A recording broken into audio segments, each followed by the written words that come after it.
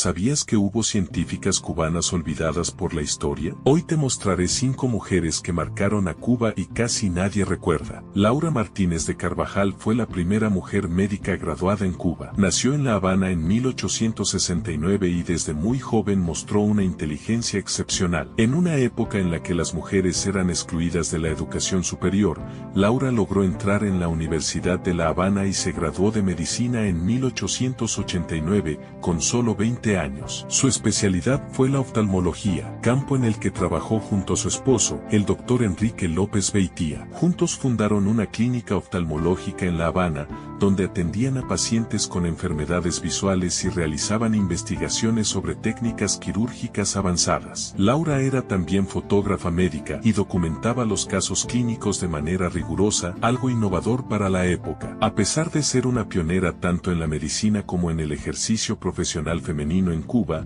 Laura Martínez de Carvajal ha sido prácticamente borrada de la historia oficial. Su nombre rara vez aparece en los libros de texto y su legado permanece oculto, aunque su impacto fue enorme para las generaciones de mujeres que la siguieron en la ciencia y la medicina. Pocas personas saben que una mujer cubana logró lo que nadie en el mundo había hecho antes. Esta es la historia de Rosalía Abreu, la naturalista que la historia casi borró. Nació en Santa Clara en 1862, en una época en la que la ciencia parecía reservada solo para los hombres. Pero Rosalía tenía una pasión desbordante por los animales, en especial por los primates. Con el tiempo, transformó su finca en La Habana en un santuario único, donde llegó a reunir más de 200 monos y simios de más de 40 especies diferentes. En 1915, logró un hito histórico, el primer nacimiento de un chimpancé en cautiverio en todo el mundo. Su trabajo atrajo la atención de científicos internacionales,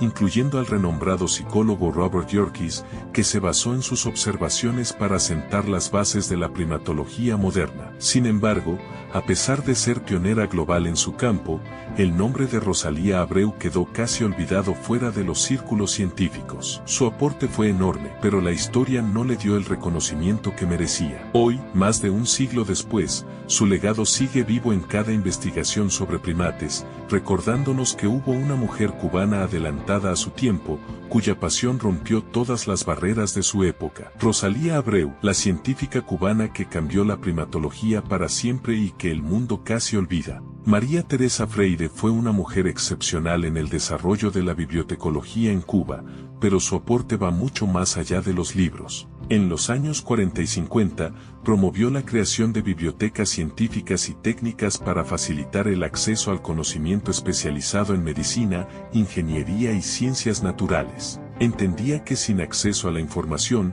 no podía haber ciencia. Por eso luchó por profesionalizar el trabajo bibliotecario y por integrar a las mujeres en ese campo.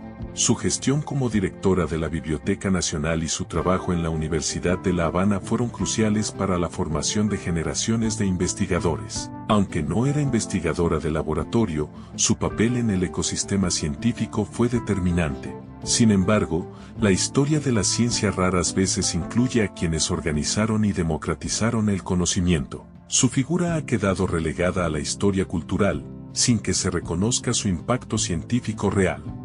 Isabel Rubio fue una patriota cubana que también se destacó como sanadora y promotora del conocimiento médico durante las guerras de independencia. Aunque no tuvo una formación académica formal, aplicó conocimientos de medicina tradicional y botánica en la atención a heridos, utilizando principios científicos rudimentarios. Durante la Guerra de los 10 años, organizó redes de atención médica en zonas rurales. Preparaba ungüentos, controlaba infecciones y aplicaba técnicas de cuidado avanzado para la época. Su papel era comparable al de una enfermera militar moderna, con un enfoque racional y organizado. A pesar de su entrega y conocimiento, ha sido recordada casi exclusivamente como figura patriótica y no como precursora de la medicina popular con base científica. Su nombre debería figurar también entre los primeros eslabones de la ciencia médica en Cuba. Su nombre casi se perdió en los archivos del exilio, pero su legado marcó la ciencia marina para siempre. Esta es la historia de Isabel Pérez Farfante, la bióloga cubana que el mundo intentó olvidar.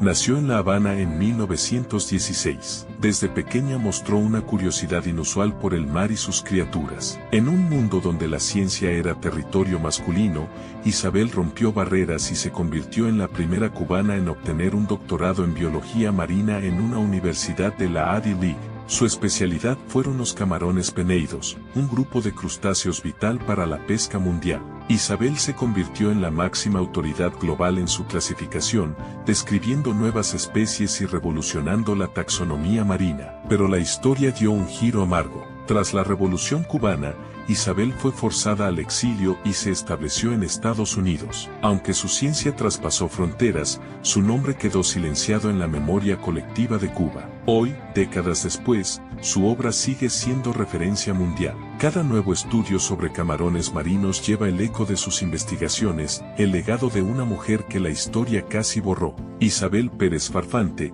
la científica cubana que luchó contra el olvido y dejó su huella en los océanos del planeta. Conoce otras figuras y relatos olvidados de Cuba en mi blog, el enlace está en la descripción.